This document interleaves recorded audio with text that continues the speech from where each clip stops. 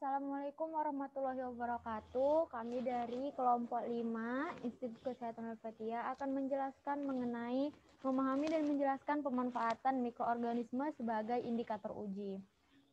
Anggota kelompoknya yaitu saya sendiri, Nur Fitri Angelia Surubakti, Nabila Fitzalia, Netania Ribelgulo, Novita Intan Sitorus, Nur Fatani, Fitriah, dan Putri Lase. Pertama, kami akan menjelaskan mengenai pemanfaatan mikroorganisme. Pengujian mikrobiologi memanfaatkan mikroorganisme sebagai indikator pengujian, yaitu mikroorganisme digunakan sebagai penentu konsentrasi komponen tertentu pada campuran kompleks kimia untuk mendiagnosis penyakit tertentu, serta untuk menguji bahan kimia guna menentukan penyakit potensi mutagenik atau karsinogenik suatu bahan. Macam-macam uji yang dapat dilakukan adalah uji antibiotik atau antimikroba, bioatografi, uji vitamin dan asam amino, uji ames, dan penggunaan mikroorganisme sebagai model metabolisme obat mamalia. Uji antibiotik antimikroba. Pada uji ini diukur respons pertumbuhan populasi mikroorganisme terhadap agen antimikroba. Tujuan ase antimikroba yaitu termasuk antibiotik dan substansi antimikroba non-antibiotik. Misalnya fenol, bisfenol, aldehid, adalah untuk menentukan potensi dan kontrol kualitas selama proses produksi senyawa antimikroba di pabrik. Untuk farmakokinetik, obat pada hewan atau manusia, dan untuk memonitor dan mengontrol kemoterapi obat. Kegunaan uji antimikroba adalah diperolehnya suatu sistem pengobatan yang efektif dan efisien. Yang pertama yaitu metode difusi. Metode diffusion atau tes Kirby and Bauer untuk menentukan aktivitas agen antimikroba. Piringan yang berisi agen antimikroba diletakkan pada media agar yang telah ditanami mikroorganisme yang akan berdifusi pada media agar tersebut. Area jernih mengindikasikan adanya hambatan pertumbuhan mikroorganisme oleh agen antimikroba permukaan media agar. ETES, metode ETES digunakan untuk mengestimasi MIC atau minimum antihibitory konsentrasi atau KHM atau kadar hambat minimum, yaitu konsentrasi minimal suatu agen antimikroba untuk dapat menghambat pertumbuhan mikroorganisme. Pada metode ini digunakan strip plastik yang mengandung agen antimikroba dari kadar terendah hingga tertinggi dan diletakkan permukaan media agar yang telah ditanami mikroorganisme. Pengamatan dilakukan pada area jernih yang ditimbulkannya yang menunjukkan kadar agen antimikroba yang menghambat pertumbuhan mikroorganisme pada media agar. Dischplate teknik. Pada metode ini, sampel uji berupa agen antimikroba yang diletakkan pada parit yang dibuat dengan cara memotong media agar dalam cawan Petri pada bagian tengah secara membujur dan mikroba uji atau maksimum 6 macam. Digoreskan ke arah parit yang berisi agen antimikroba. Cup plate teknik. Metode ini serupa dengan metode diffusion, di mana dibuat sumur pada media agar yang telah ditanami dengan mikroorganisme dan pada sumur tersebut diberi agen antimikroba yang akan diuji. Gradient plate teknik. Pada metode ini, konsentrasi agen antimikroba pada media agar secara teoretis bervariasi dari 0 hingga maksimal. Media agar dicairkan dan larutan uji ditambahkan. Campuran kemudian dituang ke dalam cawan Petri dan diletakkan dalam posisi miring. Nutrisi kedua selanjutnya dihitung di atasnya. Plate diinkubasi selama 24 jam untuk memungkinkan agen antimikroba berdifusi dan permukaan media mengering. Mikroba uji maksimal 6 macam digoreskan pada arah mulai dari konsentrasi tinggi ke rendah. Hasil diperhitungkan sebagai panjang total pertumbuhan mikroorganisme maksimum yang mungkin dibandingkan dengan panjang pertumbuhan hasil goresan. Bila X sama dengan panjang total pertumbuhan mikroorganisme yang mungkin, Y sama dengan panjang pertumbuhan aktual, C sama dengan konsentrasi final agen antimikroba pada total volume media mg per ml atau V per ml. Maka konsentrasi hambatan adalah X kali Y sama dengan C mg per ml atau UG VG per ml. Yang perlu diperhatikan adalah dari hasil perbandingan yang didapat dari lingkungan padat dan cair, faktor difusi agen antimikroba dapat mempengaruhi keseluruhan hasil pada media padat. 1. Metode dilusi. Metode dilusi cair atau broad dilution test atau serial dilution. Metode ini mengukur MIC dan MBC atau minimum inhibitory konsentrasi atau kadar bunuh maksimum atau KBM.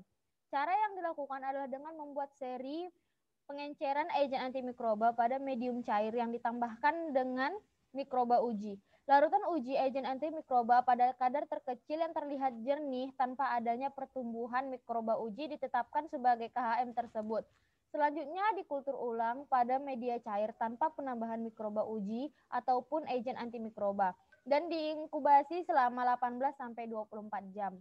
Media cair yang tetap terlihat jernih setelah diinkubasi ditetapkan sebagai KBM. Metode dilusi padat. Metode ini serupa dengan metode dilusi cair, namun menggunakan media padat atau solid. Keuntungan metode ini adalah suatu konsentrasi agen antimikroba yang diuji dapat digunakan untuk menguji beberapa mikroba uji. 1. Uji aktivitas antifungi. Pada uji ini, kebutuhan media berbeda dengan uji menggunakan bakteri. Media yang umum digunakan adalah sabouron dextrose liquid atau solid, Capex, DOX, dan media khusus fungi lain. Uji ini serupa dengan uji untuk bakteri di mana spora fungi atau miselium fungi dilarutkan pada larutan agen antimikroba uji dan selanjutnya pada interval waktu tertentu disubkultur pada media yang sesuai. Setelah diinkubasi, pertumbuhan fungi pun diamati.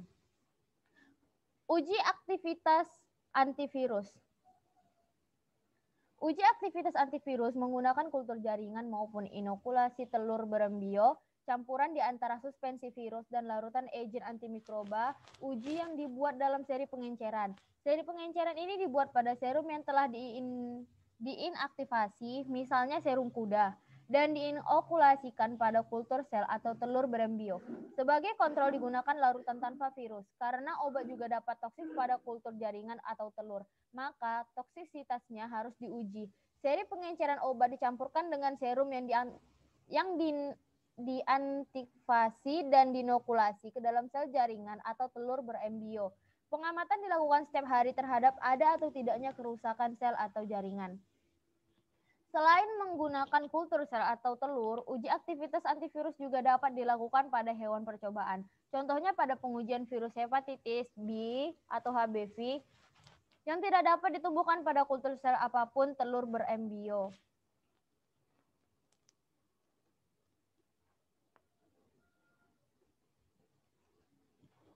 Uji bioautografi. Uji bioautografi merupakan metode spesifik untuk mendeteksi bercak pada kromatogram hasil KLT atau kromatografi lapis tipis yang memiliki aktivitas antibakteri, antifungi, dan antivirus sehingga mendekatkan metode separasi dengan uji biologis. Keuntungan metode ini adalah sifatnya yang efisien untuk mendeteksi adanya senyawa antimikroba karena letak bercak dapat ditentukan walaupun berada dalam campuran yang kompleks sehingga memungkinkan untuk mengisolasi senyawa aktif tersebut. Kerugiannya adalah metode ini tidak dapat digunakan untuk menentukan KHM dan KBM. Ada dua macam metode bioautografi, yaitu 1. Bioautografi langsung dengan menyemprot plat KLT dengan suspensi mikroorganisme ataupun dengan menyentuh plat KLT pada permukaan media agar yang telah ditanami mikroorganisme.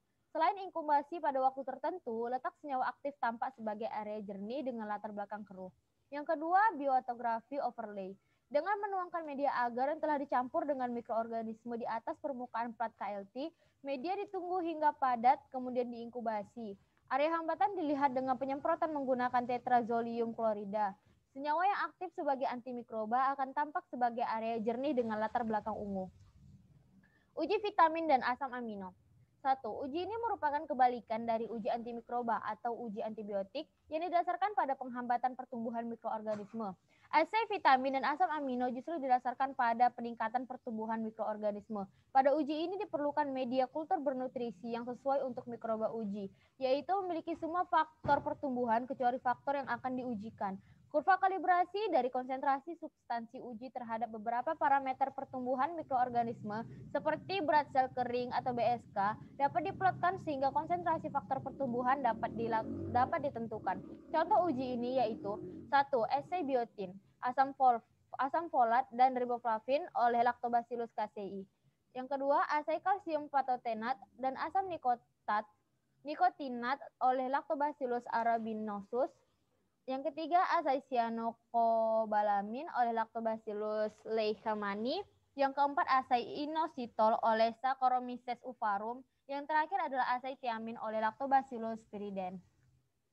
Uji AMES. Uji AMES atau AMES test merupakan uji untuk mengidentifikasi bahan kimia yang bersifat mutagenik atau karsinogenik dengan menggunakan bakteri sebagai indikator karsinogenik.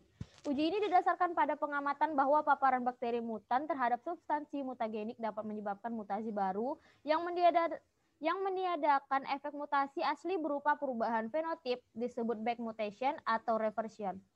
Secara spesifik, uji AMES menguji Salmonella auxotroph hidicitin sel His, yaitu mutan Salmonella yang kehilangan kemampuan untuk mensintesis histidin menjadi sel His plus sehingga perlakuan dengan bahan mutagenik. Bahan kimia harus diaktifasi atau diubah secara kimia ke dalam bentuk kimia yang relatif dengan menggunakan enzim hewani agar aktivitas atau karsinogenik dapat muncul. Bahan kimia uji dan bakteri mutan diinkubasi bersama-sama dengan ekstrak hati tikus yang kaya enzim aktivasi. Bila bahan kimia yang diuji bersifat mutagenik, akan terbentuk reversi bakteri His menjadi His plus. Jumlah revertan yang terbentuk mengindikasikan derajat mutagenik atau karsinogenik bahan kimia yang diuji. Penyempurnaan lebih lanjut terhadap uji AMES memungkinkan penyaringan bahan-bahan yang memerlukan aktivitas metabolik sebelum mutagenitas bahan-bahan itu tampak. Hal ini bisa dilakukan dengan menggabungkan pada lapisan agar bagian atas. Bersama dengan bakteri tersebut, homogenat hati tikus atau manusia yang sistem enzim pengaktifasinya telah dimunculkan dengan pengeksposan pada campuran bifenil yang telah mengalami poliklorinasi. Uji ini kadang-kadang disebut pengukuran salmonella atau mikrosom karena menggunakan fraksi-fraksi homogenat hati yang disebut fraksi S9 dan mengandung banyak mikrosom hati. Cukup sekian hasil presentasi kami, semoga bermanfaat. Bila ada kekurangan kami mohon maaf. Wassalamualaikum warahmatullahi wabarakatuh.